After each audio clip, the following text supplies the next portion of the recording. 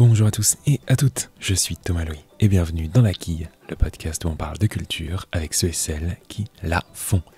Cette semaine, j'ai rencontré la dessinatrice, l'autrice de BD, Louison, à l'occasion de la sortie de sa nouvelle BD, Marilyn Dernière Séance, aux éditions Futuropolis.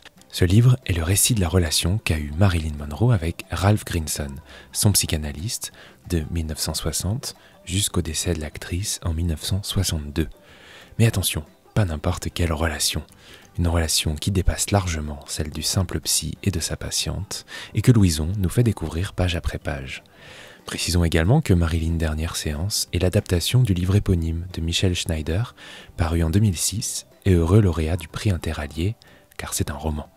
Alors avec Louison, on a parlé ensemble de la place qu'a eu ce roman de Michel Schneider dans son esprit, jusqu'à ce qu'elle décide de l'adapter en BD, de la place de ce psy dans le récit, ou encore de la manière dont Louison a réussi à capter le personnage de Marilyn.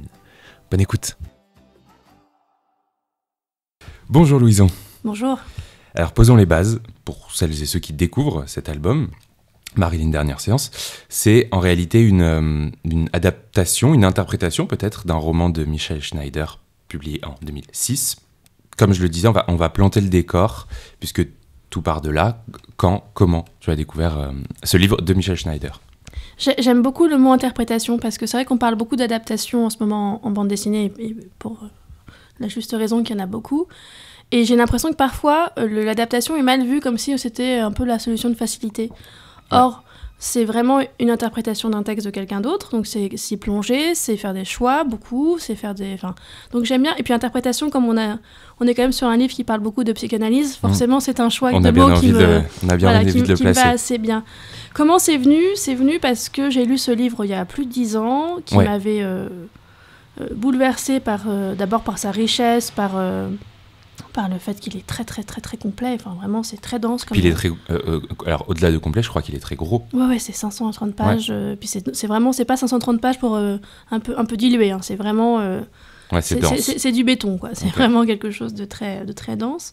Et donc j'avais lu ce livre-là il y a 10 ans maintenant, et c'est vrai que en tant que fille de psychanalyste au pluriel, petite fille de psychiatre au pluriel, belle-sœur même de psychiatre...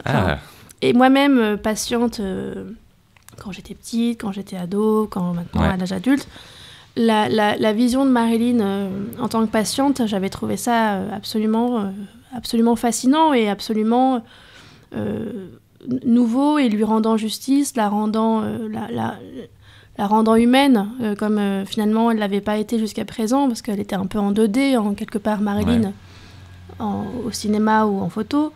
Là, tout d'un coup, il y avait toutes les dimensions de son personnage, toutes les folies de son personnage aussi, toutes ces façons d'y arriver, de ne pas y arriver, en tout cas de lutter. Donc j'avais trouvé ça à l'époque vraiment assez bouleversant, et je me rappelle me dire, il faudrait que j'en fasse quelque chose. Je ne savais pas quoi, à l'époque je faisais des dessins de presse, mais je m'étais vraiment dit comme ça... au fond de moi, il faudrait que j'en fasse quelque chose. C'est un matériau qui me parle, en fait, et dont il va falloir que, là aussi, je réinterprète d'une autre façon, mais il faut que j'en fasse quelque chose. Donc tu as réinterprété à la lumière de Michel Schneider, qui aujourd'hui nous a quittés, c'était en juillet dernier. Je crois pourtant que pour ce projet, tu l'as rencontré 3 fois. Absolument. Je suis même sûr, puisque tu en parles dans la préface. Comment ça s'est passé? À quel point tu voulais qu'il s'implique? Ça s'est passé donc effectivement en 3 temps, un peu comme dans les contes. Je voulais qu'il soit d'accord, donc la première rencontre a servi à ça. Je voulais qu'il soit au courant de ce que j'allais faire, et surtout je voulais pas qu'il soit embêté par ce projet. C'est-à-dire que je voulais pas lui demander de travail supplémentaire, je voulais faire quelque chose qui lui plaise, mais qui soit étranger à son rythme de travail, qui soit, je voulais surtout pas... Que ça devienne un projet à lui aussi. Oui, non, l'idée c'était d'aller... Il avait déjà tellement donné dans ce texte de départ qu'il n'y avait pas besoin... Moi j'avais toute la matière qu'il me fallait pour faire... je pourrais faire 15 BD avec son livre. Hein, donc je voulais qu'effectivement il soit d'accord, ça c'était la première rencontre. Je voulais qu'il soit... content de ce que ça pouvait donner comme forme. Et ça, c'était la deuxième rencontre où il a vu ce traitement graphique qui était nouveau. Et puis la troisième, c'était qu'il ait une idée de ce que ça allait être. Donc là, il avait vu tout le storyboard, certes, mais il avait vu le déroulé de... Donc finalement, bon, j'aurais préféré qu'il y ait encore un nombre de rencontres incalculable, mais au moins, ces 3 rencontres-là ont permis de quelque part, voilà, il savait ce que j'allais faire, comment et à quoi ça allait ressembler. Donc finalement, on a eu voilà. On est pas mal. On est pas mal. On en a un petit peu parlé, c'est une adaptation, mais c'est donc nécessairement une interprétation, puisque dans l'adaptation, il y a choix, il y a angle, et précisément, quel angle tu as décidé d'adopter pour adapter ce roman de Michael Schneider, parce que oui, nécessairement, on n'adapte pas un roman en BD de façon exhaustive, par exemple, je suppose. Alors, qu'est-ce qu'on coupe, qu'est-ce qu'on doit choisir, qu'est-ce qu'on veut dire ? Effectivement, si j'avais fait une page en dessin, enfin une page de BD, une page de roman, on aurait... on y sera encore. On y sera encore, et puis il n'y aurait plus d'arbres sur Terre, je pense, parce que la BD serait très très grosse. Il y a un choix qui s'est fait tout à fait naturellement, même presque inconsciemment, c'est de me mettre à la place du docteur Grinson. Ouais. Ce qui n'est pas le cas dans le livre, où il y a un 3e personnage qui raconte, en fait, leur histoire. Et ça s'est fait vraiment sans même m'en rendre compte. C'est Sébastien Nadic qui m'a fait remarquer que je m'étais mise dans cette position-là. Donc déjà, ça permettait de couper beaucoup de choses, parce que quand il n'est pas là, lui, déjà, ça se raconte pas. Ou alors, ça se raconte sous forme d'un souvenir qu'elle pourrait éventuellement évoquer. Mais globalement, ça faisait faire un tri assez efficace et assez costaud dans le texte. Et ensuite, il y a eu vraiment cette envie de resserrer sur les séances, sur ces rencontres-là, parce qu'il y avait de quoi, encore une fois... J'ai dû m'arrêter au bout d'un moment, mais il y avait de quoi faire. Et d'aller redécouper dans son texte à lui, pour parfois... En particulier, il y a un moment où sont évoqués les anniversaires de Marilyn. Et ça, c'est 3 passages qui sont très, très, très éloignés dans le livre les uns des autres. Et que j'ai remis sur vraiment quasiment la même page, ou en tout cas les 3-4 mêmes pages. Ouais. Pour que ça file comme ça, et pour qu'on voit aussi ce qu'ont été ces 3 anniversaires... ces 3 derniers anniversaires aussi, mais donc il y a eu ce petit travail de... Moi, j'appelle... C'est entre le tricot et le scrapbooking, quoi. Enfin, c'est des activités extrêmement modernes. Mais en tout cas, d'aller chercher le petit bout qu'il fallait... qui était à la page 154, mais qui va aller très bien avec la page 258, et qui tout d'un coup va faire un récit Et ça a été passionnant à faire. Mais c'est clair, et pour le coup, c'est vraiment une interprétation aussi, puisque je suppose que j'aurais pas fait la même chose que...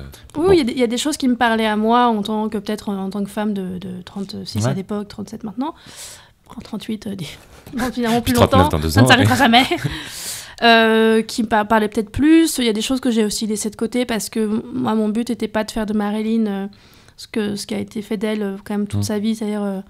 une sorte de déesse du sexe, comme c'est écrit même dans le livre, dans les mots de Grinson. Enfin, moi, tout ce qui était sa vie sexuelle, ça m'intéressait pas, donc ça a été coupé. Par contre, tout ce qui concernait aussi ce qu'on peut retrouver en séance, c'est-à-dire les moments comme ça d'épiphanie, les moments où on se rend compte de quelque chose, ça, je trouvais ça passionnant. Donc c'est sûr que j'ai fait ces choix-là, peut-être parce que donc moi-même patiente, moi-même confrontée parfois à ce moment aussi.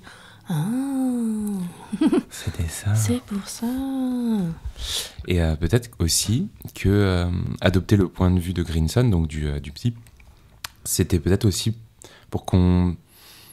Alors peut-être pas qu'on s'identifie à lui, mais qu'on le voit aussi un peu... Alors j'allais dire sombrer, mais... ils sombrent. Oui, ils sombrent tous les deux. Hein. Ils s'attirent tous les deux vers le fond. Je pense que c'était à la fois, effectivement, remettre Grinson comme personnage, non pas à égalité, il ne faut pas exagérer, mais en tout cas de se mettre un peu dans sa peau à lui, de se dire qu'est-ce que j'aurais fait, moi, si j'avais eu ça en face de moi, enfin, voilà. Et je pense qu'il y avait aussi, là aussi, inconsciemment ou pas, mais il y avait une défense qui était surtout de pas se mettre dans le rôle de Marilyn, parce que alors là, c'est... Déjà que j'ai trouvé ça très lourd comme travail, très, très... Parfois, j'avais du mal à la quitter, la lâcher, comme ça. Bah, c'est mais pas alors, si je m'étais mis dans son point de vue à elle, alors là, je pense que c'est pareil, on y serait toujours. Hein, mais, Alors, je fais partie de ces gens qui connaissent pas bien Marilyn, et on a d'ailleurs tendance déjà à l'appeler Marilyn. Je trouve que c'est un point qui est important. Disons que je connais les grands axes de sa vie. On connaît la chanteuse, on connaît l'actrice, on connaît l'icône, mais on connaît moins la patiente. Est-ce qu'au moment d'adapter ce livre de Michael Schneider, il y avait aussi cette idée de raconter quelqu'un de surconnu à travers un prisme un peu moins traité, en tout cas pour des gens comme moi qui connaissent pas parfaitement sa vie. Je pense que y avait cette envie d'effectivement de la réincarner et dans le sens propre, pas de me ceindre en blonde et de mettre un grain de beauté et de me balader en paillettes. Non, il y a des traits. J'ai effectivement fait un peu de blond dans mes cheveux, faut reconnaître. Mais parce que ça donne bonne mine. Mais c'est vrai que en patiente, elle était tout d'un coup humaine et elle était plus chose, parce que finalement toute sa vie, et Marilyn, quand on n'est plus qu'un prénom et qu'en plus c'est même pas son prénom à soi au départ, c'est que quand même globalement on a été très très réifié et que ça veut dire quelque chose, ouais. Et donc il y avait cette envie vraiment de la remettre elle dans son, parce que effectivement on la connaît pas patiente alors qu'elle a été la patiente d'un nombre incroyable de thérapeutes, dont Anna Freud, dont des gens. Enfin, c'est vraiment. C'est les 12 dernières années de sa vie, c'est quand même la thérapie, c'est essayer de comprendre ce qu'on fait en thérapie, hein, de comprendre pourquoi on est comme ça, ce qu'on peut changer, ce qu'on peut pas changer, voilà. Donc, c'est hyper important dans sa vie, la thérapie, et c'est totalement passé. Pendant des décennies à l'as, parce que non, c'est un corps, c'est une beauté, c'est un fantasme, c'est un désir, donc elle va quand même pas non plus avoir des pensées ou des choses qui prouveraient qu'elle est humaine. Ouais. C'est sale. Donc il faut la laisser objet le plus possible. Ouais. Et moi, c'est vraiment contre ça que j'ai lutté. Oui. Et ce qu'on découvre de Marilyn, c'est que c'est quelqu'un de tout à fait contradictoire, qui lutte un peu... ce vers quoi elle se dirige, malgré tout. C'est une personne qui a besoin de se sentir entourée, mais qui s'entoure pas nécessairement des bonnes personnes. En tout cas, elle les choisit pas nécessairement bien. Elle est assez flottante, par exemple, on le voit dans la BD, dans son rapport au temps, où elle ne parvient pas à complètement être à l'heure aux séances. Est-ce que c'est une bonne description, ou plutôt, qu'est-ce qui manque pour parler à peu près bien de Marilyn ? Ce qu'on peut comprendre vite d'elle quand on lit le livre de Schneider, c'est... Ouais. C'est on a beaucoup parlé du fait qu'elle n'avait pas eu de père, qu'elle n'avait pas connu. Alors je pense qu'en fait ça c'est peanuts par rapport à son pédigré et par rapport à ce qui la forme à être après ce qu'elle est. Ouais. Moi je pense que le vrai problème c'est qu'elle n'a pas de mère en fait. Elle a une mère qui est présente mais qui est absente en fait, qui est en train de devenir folle, qui la balaye comme ça de famille d'accueil, qui la reprend, qui la rejette, qui la retrouve. Et je pense que la vraie façon de comprendre Marilyn, et ce qui est très émouvant et très prenant quand on passe beaucoup de temps avec elle pendant l'élaboration d'une BD, c'est que c'est toujours la petite fille qui n'est pas regardée par sa mère. Et qui recherche partout, non pas le regard de son père, mais le regard de sa mère. Et ça, c'est absolument...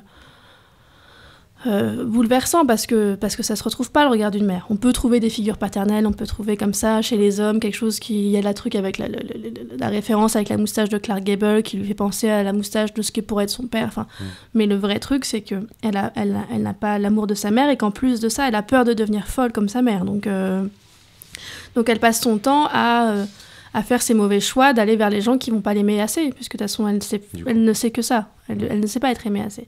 Et ça, c'était assez passionnant, parce que je pense qu'on a tous une petite part de masochisme en tout cas, c'est quelque chose qu'on peut avoir au fur et à mesure des relations qu'on a enchaînées dans sa vie, et que tout d'un coup, elle nous confronte à ça, en train de se dire, mais pourquoi elle fait ce choix à chaque fois ? Et en fait, tout d'un coup, on se dit, mais pourquoi moi j'ai fait ce choix-là une fois aussi ? Oui, elle nous renvoie précisément à... je trouve qu'elle est vraiment là, elle a fait miroir déformant en fait pour beaucoup de gens, je pense, qui est un objet encore, hein, mais en tout cas... un objet encore, ne l'oublions pas. Et évidemment, donc à côté, il y a donc ce psy qui, de toute évidence, c'était pas un psy comme les autres, était hors cadre, comme on dit, c'est-à-dire qu'il lui fait entrer dans sa famille, va chez elle. C'est un psy qui s'est laissé déborder tout de suite, en ne l'assumant pas en plus. Mais, oui, c'est ça aussi. Mais c'est normal, parce que je pense qu'il pouvait que s'y casser les dents, mais qu'il a péché d'orgueil. Il a pensé que lui, par contre, il y arriverait, là où tous les autres s'étaient quand même cassé les dents. À partir du moment où Anna Freud n'a pas réussi, on peut imaginer que, bon, faut être modeste derrière. Il y a un sujet, quoi. Mais effectivement, le fameux cadre qui est très important dans la thérapie, il explose en compost dès les premières séances. Enfin, même, pour pas dire dès la première séance, en fait. Dès lors qu'il accepte d'aller la voir dans son hôtel parce qu'elle est soi-disant trop fragile pour venir, en fait, le cadre tient pas dès le début. C'est-à-dire que dès le début, elle va lui dire vous ferez bien comme je veux. Et donc Normalement. Donc ça ne va pas. Il faut une forme de contrainte dans la thérapie. Il faut, voilà, c'est tel jour, telle heure, on n'arrive pas en retard, ça coûte un peu d'argent, c'est le cadre. Et le cadre est très important. Le cadre est pas un truc divin dans lequel il ne faut pas bouger, mais non, mais au moins symboliquement, faire venir à la maison manger avec les enfants, enfin, il n'y a rien qui va. Moi, pendant que je relisais le texte, je me disais, mais il n'y a rien qui va. Enfin, vraiment, c'est... Je t'imagine. Genre, mais qu'est-ce que c'est que ce bordel, quoi. Alors déjà, quand tu étais petite, t'allais chez la psychothérapeute et tu dessinais. Alors je te propose qu'on se mette au comptoir et qu'on fasse un peu de psy. Est-ce qu'il n'y avait pas quelque chose entre le dessin et la psychanalyse déjà pour toi? Complètement. Il y avait. Moi, je me rappelle, j'allais chez la thérapeute d'enfants parce que je faisais pipi au lit et que donc quand t'as 2 parents psy et que tu fais pipi au lit, il y a un peu le Mayday, Mayday, Mayday. Je me disais mais qu'est-ce qui est... Et que j'avais l'air triste aussi. Il y avait ça. Il paraît que j'avais l'air triste. Et donc, et moi j'adorais aller chez cette thérapeute parce que il y avait 2 trucs qui étaient cool, c'est qu'elle avait de la moquette chez elle, alors que moi j'avais un truc avec du parquet, donc je pouvais faire des galipettes, le poirier, le machin, sans me taper des échardes. C'est une très bonne raison d'y aller en plus. Et elle avait des super feutres. Elle avait les Reynolds là, avec la pointe souple, que j'adore, qui sont toujours achetés dans un Monoprix où tu veux. Ils existent toujours ces feutres. Et donc je passais effectivement 3/4 d'heure à dessiner... les rêves que j'avais faits, voilà. Effectivement, j'aurais pu me rendre un peu plus compte plus tôt dans ma vie que l'expression du dessin, parce que j'ai mis quand même du temps, que l'expression, en tout cas, mon mode d'expression passait par le dessin, et par le récit aussi, finalement. Mais oui, il y avait totalement ce prolongement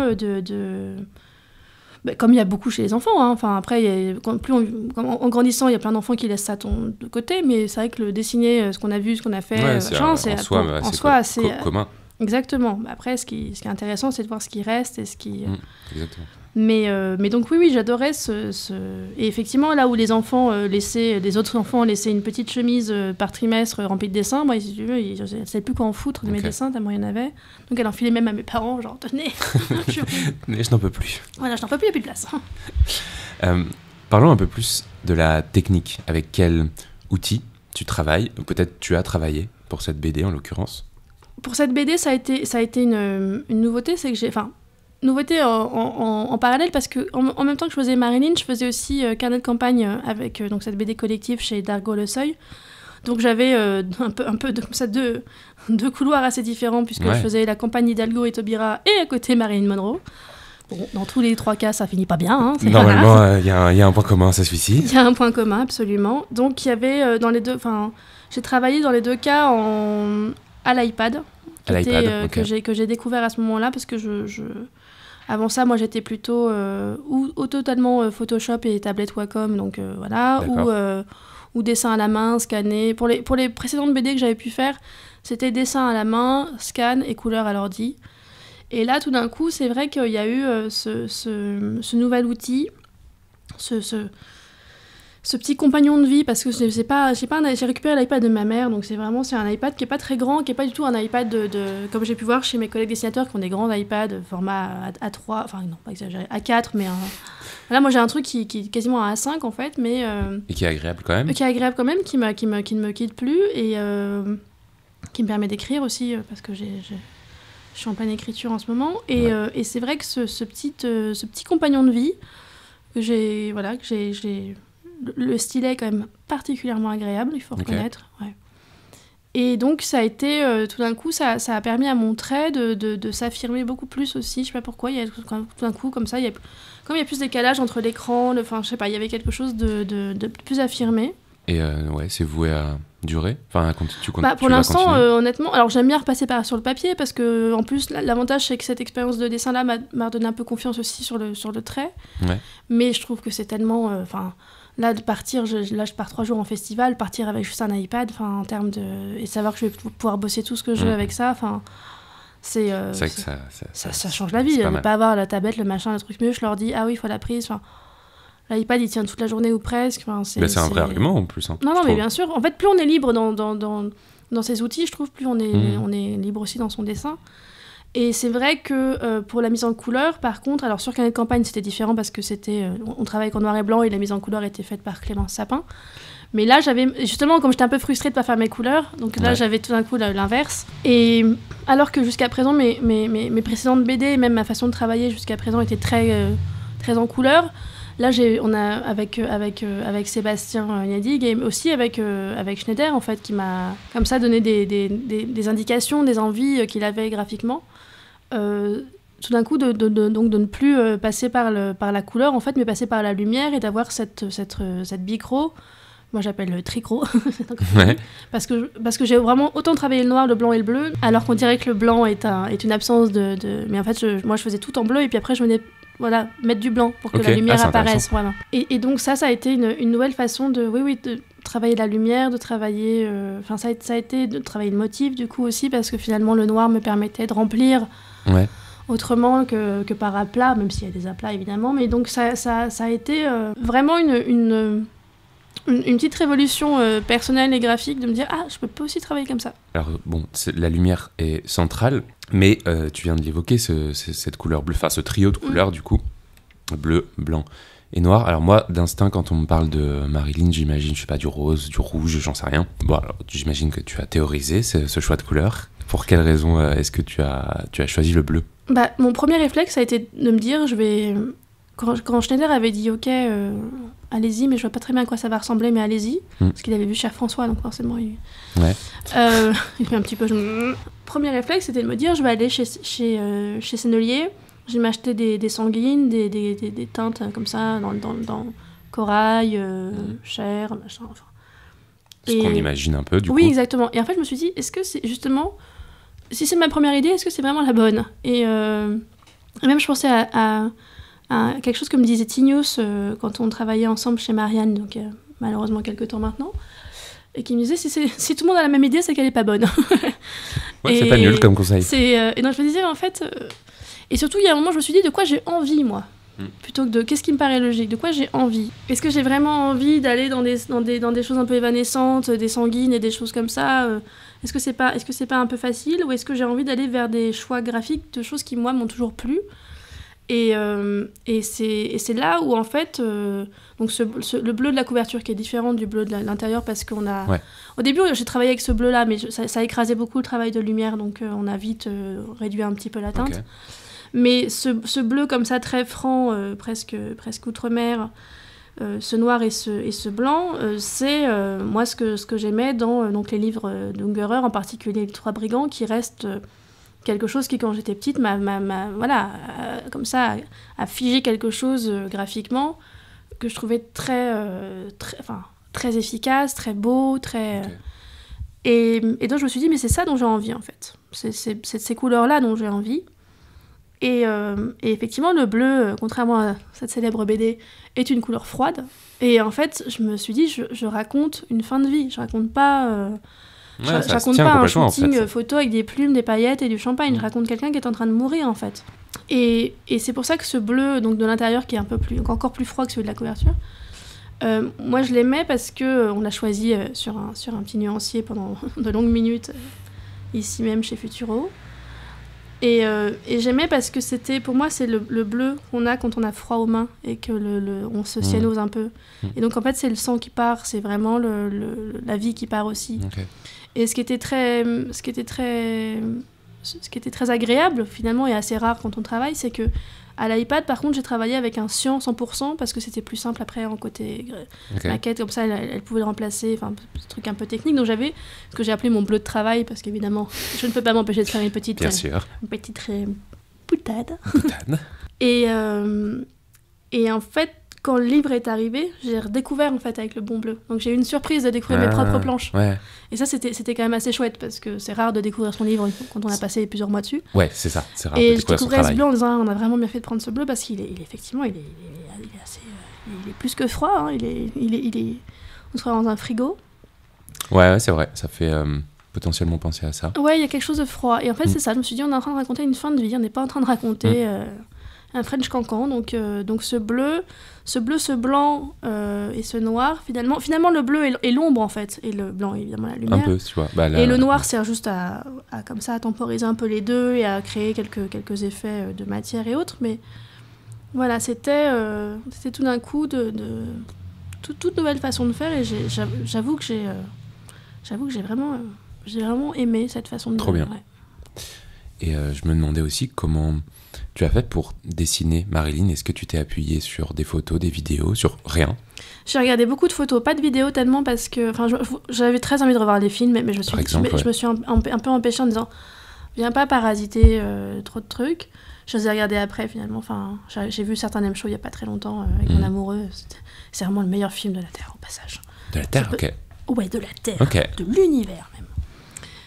J'ai regardé beaucoup de photos. Grâce à l'algorithme sur Instagram, plus on regarde des photos de Marilyn, plus on vous en propose. Et j'ai ça avec les chiens. Oui, moi aussi. Ça, et les chats, mais... Ouais, non, les chiens, parce que les chiens qui bavent en particulier, comme le mien. Ok.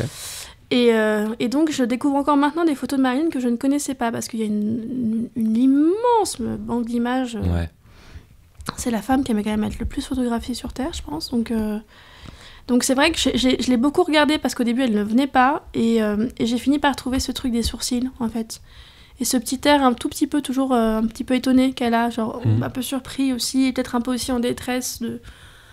Donc j'ai fini par trouver ça et trouver cette paupière lourde qu'elle a surtout à la fin de sa vie, parce que entre les médocs, elle est chargée dans tous les sens du terme. Elle est vraiment chargée. Parfois il y a des photos sur le tournage des Misfits où on dirait un carlin, quoi. Enfin, tellement elle a les yeux qui... On revient au chien qui bave. Toujours. Et donc elle est venue, mais parfois elle a mis du temps, et puis parfois elle venait pas, il fallait la laisser venir. En particulier, je regarde la couverture, mais parce que comme il fallait faire la couverture très rapidement par rapport quasiment en mars, alors que moi j'ai fini la BD en juillet, il fallait en tout cas faire une proposition de couverture. Oui, quelque chose qui ressemble à quelque chose. Voilà. Et au début, je l'ai forcé un peu du coup à arriver. Et j'ai une couverture qui existe où on dirait vraiment Michel Rocard. Mais c'est vrai. Qu'on ne présente plus, mais qu'on embrasse là où il est, avec Marilyn probablement. Ouais. Et c'est vrai que je me suis dit, oula, je me rappelle avoir dit à Sébastien, on va arrêter d'aller la déranger, parce que visiblement... Et en fait, elle est dans un autre dessin d'une case, à un moment, je la dessine un peu dans cette position qu'elle a là sur la couverture. Ouais. Et je me dis, elle est là. Donc j'ai repris les seins, j'ai retravaillé à peu près 10 fois jusqu'à ce que je sois contente de moi, et je ne le suis toujours pas, parce que... C'est normal. C'est de la base. Mais il y avait quelque chose, et puis au bout d'un moment, oui, à force de la dessiner toute la journée, là par contre, le petit nez un peu comme ça, refait, le petit rebord, le petit truc, la bouche, elle venait vite. Les yeux, maintenant, en dédicace, je fais beaucoup ses yeux, parce que je trouve qu'elle a le regard comme ça, on la reconnaît, pas besoin de faire plus que ses deux yeux. Et c'est vrai que là, oui, le geste est maîtrisé. C'est bon, on la tient. On la tient pour un tome 2. Nickel. Marilyn, le retour. La vengeance. Enfin, tu l'as dit, même, tu as une propension à aimer le dessin de presse, mais ce temps long de la BD, enfin, le temps est nécessairement différent. Ce temps long de la BD, est-ce que c'est aussi ça que t'aimes ?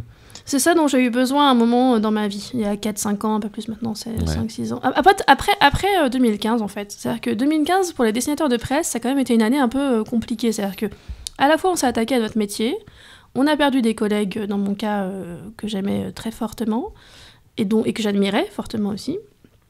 Et puis, on a été extrêmement sollicités, sans trop savoir quoi en faire, alors que nous, on était quand même plutôt un métier personne connaissait, à part 3 signatures connues, voilà, on remarque le dessin, on regarde jamais qui l'a fait, on s'en fout, on regarde la blague. Donc on avait l'habitude quand même d'être très en retrait, et tout d'un coup, on s'est retrouvés sous des projecteurs, à être invités à droite à gauche, on va faire comme ça beaucoup de choses... dont on n'avait pas l'habitude. Je n'ai pas forcément fait comme j'aurais dû faire, mais franchement, j'avais 30 ans, j'étais traumate, donc j'avais pas non plus... J'ai fait comme j'ai pu, comme on dit. Avec ce qu'on a. Avec ce qu'on a, exactement. Et avec ce qu'on est aussi. Et donc c'est vrai qu'en fait, à ce moment-là, je me suis dit j'en avais marre. Et que c'était trop. Je pouvais pas... dès qu'il y avait un drame, on nous attendait en disant « Allez, faites-nous rire maintenant ». Parce qu'il y a eu un massacre sur une plage en Tunisie. Allez-y, faites-nous rire. On n'a pas envie de... Et donc c'est vrai qu'après 2015, moi j'en ai eu un peu ma claque, et je me suis dit, je sentais bien que c'était un moment où il fallait passer un peu à autre chose. Et c'est le moment où j'ai commencé à suivre Hollande, donc dans sa dernière année de mandat, pour le magazine Grazia. Le magazine Grazia, au début, j'avais proposé un dessin et un petit texte, et en fait, très rapidement, mon rédacteur en chef de l'époque, Joseph Gaune, m'a dit, on comprend pas vraiment que tu y es, donc tu veux pas essayer en 4 cases, voir... voilà, Joseph, c'est un grand ami de Charles Berberian, donc... on peut lui faire confiance quand il vous dit « fais ça en 4 cases pour voir ce que ça donne ». Et c'est vrai que là, j'ai découvert une autre façon de raconter qui, finalement, on peut dire, revient la petite fille de 6 ans avec ses feutres Reynolds chez la psychothérapeute, faut pas exagérer, pas psychiatre. Et là, je me suis dit, j'aime bien quand on prend le temps aussi. Et quand surtout le dessin, le lendemain, il n'est pas périmé.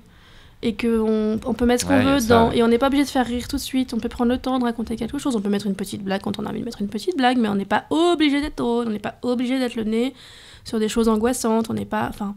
Donc je suis allée jusqu'au bout du mandat de Hollande. Donc j'ai à la fois commencé donc à élaborer cette BD, puis j'ai continué à faire du dessin de presse un peu. Et en fait, après, j'ai fait stop. Je me suis dit, j'en ai marre.